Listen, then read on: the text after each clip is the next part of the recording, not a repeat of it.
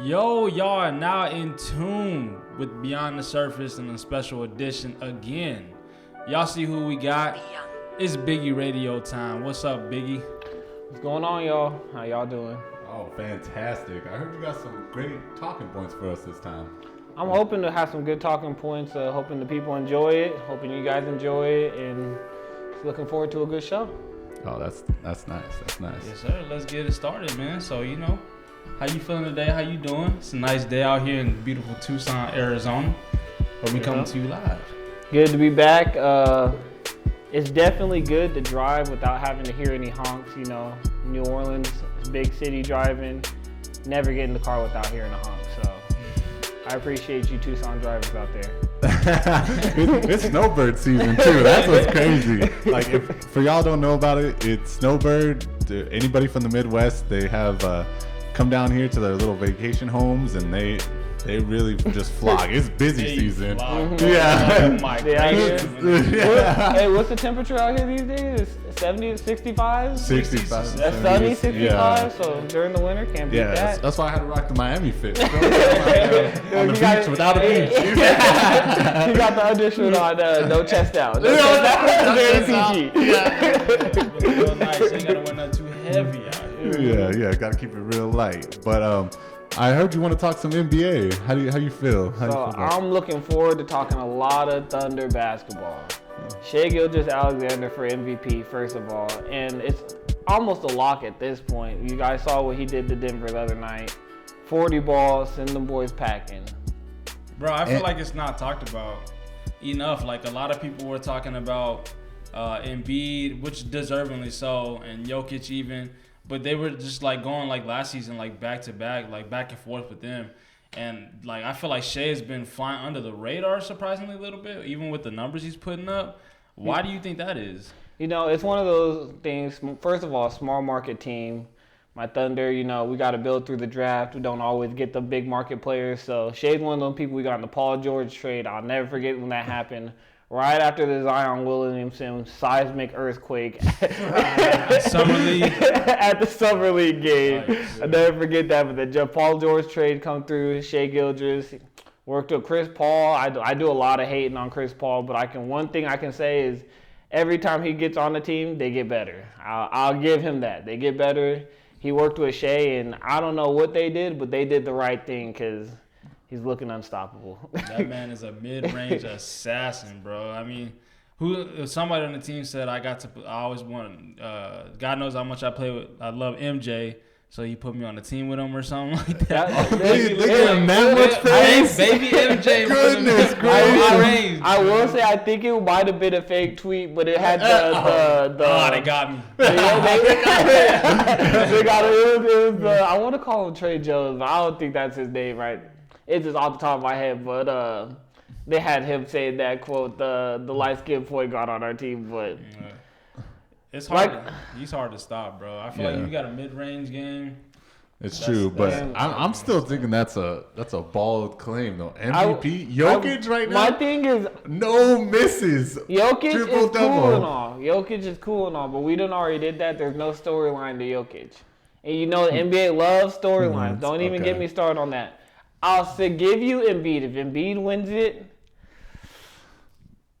I want to argue it, but I can't really. That man Embiid, if you turn on an Embiid game, it's weird because it's like watching a 7-foot Kobe that kind of like will dunk on you too. Like he will go to the basket and he will dunk on you if you start playing soft out here. Yeah. But at the same time, like Shai was doing this last year. This year, what are we, 4th in the West? Yeah, second in the West. Second in the West. We just beat the number 1 team in Milwaukee, or not Milwaukee, but the Timberwolves. We just beat the defending champs and the Nuggets.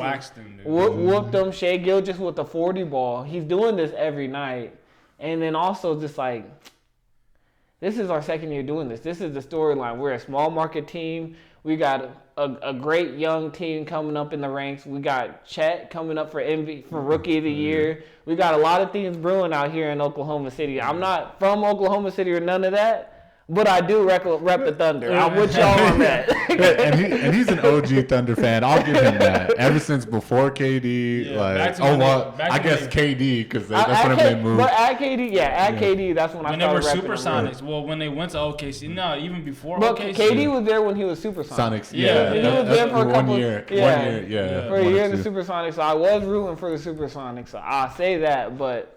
So are you ready then to say? What, championship contenders or what in OKC? If somebody out here, if we catch somebody slipping, for sure we're winning the first round. I'll say that. Second round, depending on who we play, but if we run into because I watch all the games, but Sacramento be giving us some problems. They're kind of like our big brother. They're like, I think Chris was telling us this, telling me this the other day, but somebody had told him or he was watching it somewhere that they said that we were what Sacramento was last year. And that's almost so true because we got a lot of good young players and we'll catch you slipping if you think we're just slouches. But when it just comes down to it, just having those two scores, if Shea's not going, then we might have some trouble. But we play great defense, and they all know their role. Isaiah Joe, I call him Cup of Joe. Come on. Wake up. Wake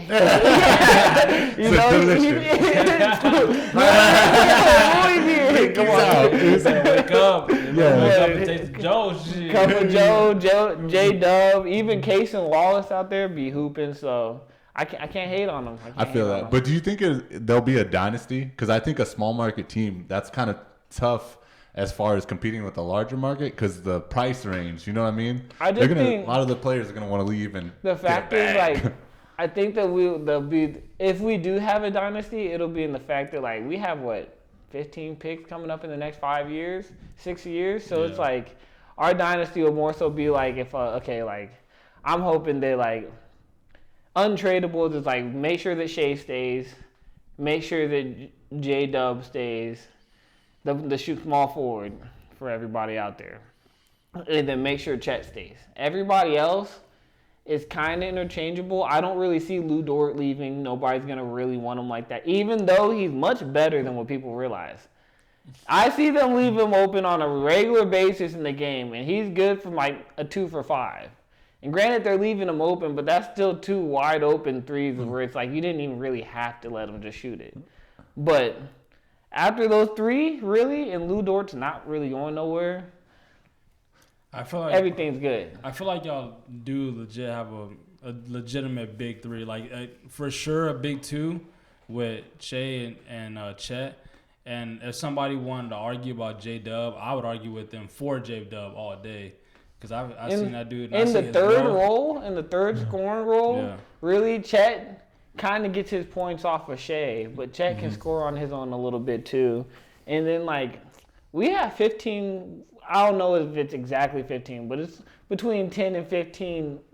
If we whiff 10 times and hit on 3 or 4 players, out of all those picks, and I trust Sam Presti. I hated on the Josh Giddey pick, even though that's looking a little funny right now in the light. I hated on the Case and Wallace pick, but on the court, I can't hate too much. Josh Giddey needed to work on his jumper, but I heard that Case and Wallace got one of the highest 3-point field goal percentages in the league right now. I'm not too sure, but he looks good. He can shoot though, right? I just from watching the games, I mean, they leave him open too, kind of like they do Lou Dort, but he can hit his open shots. They kind of get up on him late, contest him, but he hits his open shots. He's solid on defense. They put him on all the best players. And I really can't hate on them, you know? Yeah. They got a real fun, real young team, and they play hard every night. Back-to-back, you catch them on a back-to-back, they're going to look the same way as they did the night before. Shea going to try and get to his spots mid-range or get a layup. He might take a 3, maybe 2, if you're lucky. He's feeling it, but... So can I have you put your final predictions in for the year then? You kind of ducked the question, I'm not going to lie. You were like, oh, they could win off a first round. You see how I did that? I'm not going to let you swim. I almost got y'all off topic. Yeah, no, you said I'm slick. I'm locked in. Always. I almost got away. I'm going to go ahead and say... I think we're going to get a bad matchup in the second round. Okay. And I think we just going to run into a team where it's like, I don't really expect you to beat them. But I'm going to go for sure we're winning the first round, second round out. But first round, second round out. I'm going to go ahead. It's on camera. Let the cameras catch it. I think next year we're contenders. So, yeah, man, I don't know if you caught the episode recently. I know in your busy, star-studded schedule, if you were able to catch, we talked a little bit about New Year's. And it's a little bit later, but I kind of want to know, what's some of the New Year's goals and resolutions that you had for yourself? You want to get into that? So, really, I had just a big book, and I wrote down probably like 75 just New Year's resolutions. And there's a whole bunch. Everything from big things that probably would not happen to like small little things to like brush your teeth every night, Yeah. Brush your teeth every morning. To like little things. So, my biggest thing is I need to go back home when I get back home. Just go through that list, make sure I'm want to see just everything that I did do, didn't do. Yeah, man, 75. That's a lot of goals. Can you get into like what a couple things? I know you said like brushing your teeth and all that, like some of the smaller things. But what were some of the bigger things that you wanted to get done? So like I said, I really took just a full day just to kind of sit around, think about stuff, and if anything came to mind, just jot it down. So some of the bigger things are like, one, I really wanted to get married this year or get engaged, and that's one of the things I was able to get done. And even to get to that point, I had a few like little goals and personal goals that I wanted to get to. So just getting to that was getting a few goals and then getting to that big goal. So that was really cool that I wanted to do. And then two, just different things in the professional world that I wanted to get into. And then just like, I could tell you one of them that I didn't get, it was read, I think it was one book every 4 months. So what would that be, 3-4 books? Yeah, 4 books. Books a year? Mine, I had a little bit of a rough time too, because I had the same goal as my fiance. A book a month. She killed it. She got 18. Me, I got like 6. I already do. I tried to set the bar low. To set the bar real low so I could just jump over and just leap over it. Yeah. But I didn't read that one. Y'all get on them audiobooks. Y'all can read like 30 of them things. That's true. See, and I still get on the audiobooks, but this is where I hit my roadblock was I didn't even know where to start. Yeah. And like I think that was my biggest problem. So like, need to find a place to start now. My sister got me a few books for Christmas, so God bless. Appreciate those. Shout out. Yeah, shouts out. Shout out. Shouts out Big Sis. Yeah, shout out Big Sis. So hopefully I read those 3 books and have some kind of takeaway from them. But I just want to get into doing a little bit more adult things, just getting into the next part of my life and just getting married and all those good things. That's big. Congratulations, by the way. Appreciate it. We'll be at the wedding. Yeah, hopefully. I haven't got an invite or nothing yet. I got a hand delivered. It was nice. Y'all got to okay. I need to get a music video, highlight tape, something from them. That's coming from Mr. Editor Man. Take care of this, man. We got to provide a service. Yeah, dude. We might on-scene podcast. Exactly. Start pulling up guests. Hey, how's it going? How you feel about Biggie's wedding? Yeah, look it up. Yeah, look it up. But no, I found what I find interesting about what you were saying is like to get to that bigger goal, you had smaller goals, and that's kind of what I was mentioning. That's one of my goals is this next year in 2024 is to like set like checkpoints, like small goals, obviously to reach a bigger picture. For example, I want to get in the gym. And so if I want to get in the gym, I want to reach a certain physique. If I want to be jacked. Like I want to be, Dwayne The Rock Johnson. Yeah, man, I want to be big body, but like I just want to be fit, really. You know what I mean? Stay in shape because we getting older. You know what I mean? And I feel like we have to say like if I want to get in that position 3 to 5 days a week or whatever, and if I reach that goal, mark it off the list or whatever. X here, he wants to dunk. You know what I mean? He wants to be some cool dunks again. Hoodie X stuff. You know what I mean? Run it back. Yeah. But that reminds me though, as far as your goals, you said you wrote down quite a few. Are you gonna reuse them for this upcoming year, or are you just gonna scrap that whole list and like restart? So my biggest thing is just every year, Mike. I set these goals. With the biggest goals is like I want to be I want to say totally different person at the end of the year, but I want to be a better person at the end of the year and be able to like have noticeable differences to where it's like it's not something that's only noticeable to me and my perception, but it's noticeable to like my partner, or it's noticeable to my parents or whoever that I'm around. Yeah. So it's like that's my number one goal is to like just to be a better person, to have grown as a person, for somebody to be able to say like they've seen me grow and they're proud of me. So like that's a big goal, but like I think in the grand scheme of things, some of the goals I probably will use and go back and use, but just going forward, I just want to have like a set of goals that were just like, in general, they're making me take a step forward in life. And that's just kind of like just the biggest goal of them all. Just make sure that I'm always moving forward. Regardless if I get knocked down, I get up and I'm just moving forward, whatever the case may be.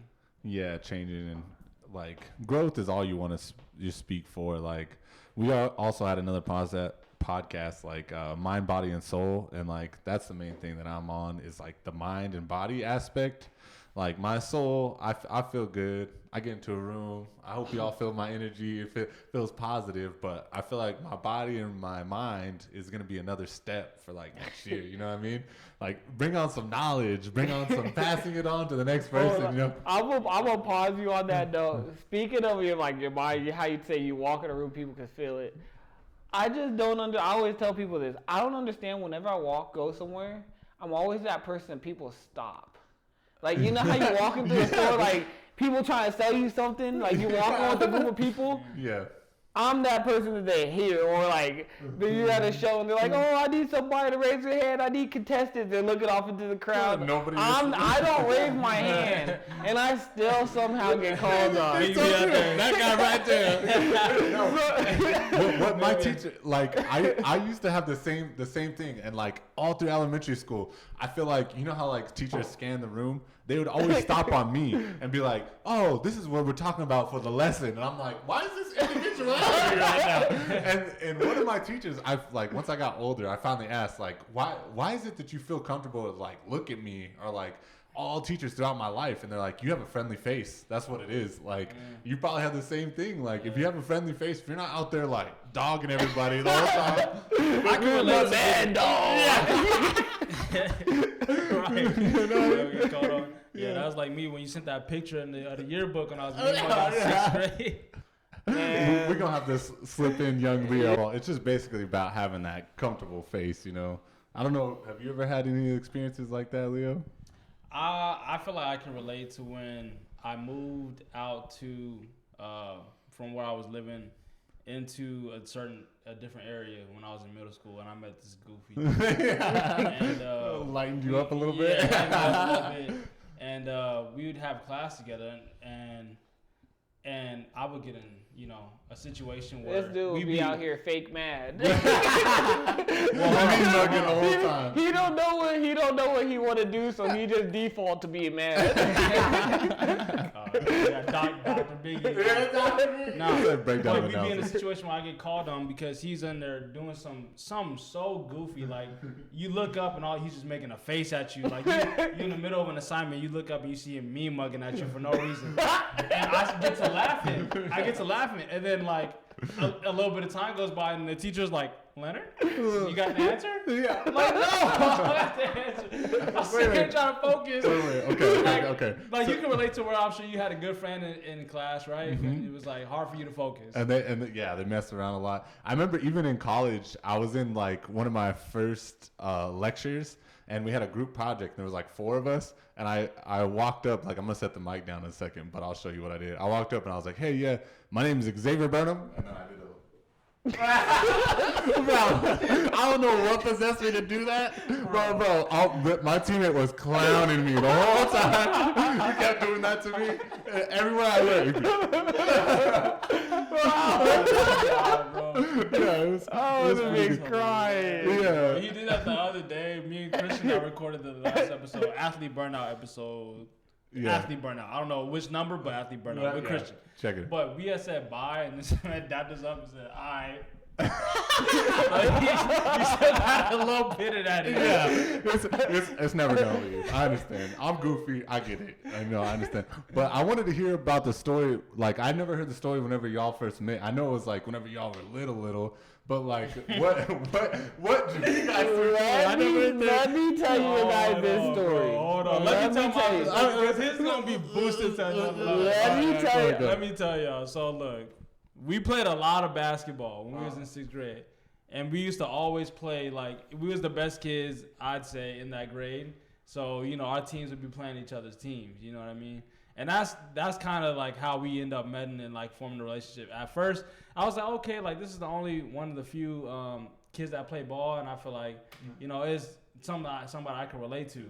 And so I hit him up. I ended up asking his number. And then, like, he didn't like me, bro. Like, at all. Like, I'll let him get into that. Yeah. But his mom has to, like, force him to come chill with me. And, like, I think we played 1-on-1. Like, was the first time. Yeah, like, we on mini hoops. We played. The rims was lowered to like 7 foot, and he's learning just practice getting dunked on. I caught him a couple times. All-time mini hoop battles. I'm gonna tell you that right now, y'all. Like, I seen this man go through a wall because of him. No, like, literally, mini he went battles, through somebody's wall in their house. So I understand. All right. Let me tell you my side of the story. So 6th grade. They had split us up, so it was like one set of kids, like, this set of kids had like a different set of teachers, and then we all went out to, and then like this set of kids had like a different set of teachers, but we all went to recess together. But like during the day, like we had like class on the opposite side of school, so like Leonard was on this side, I was on this side of school, like so like I didn't really know him like that.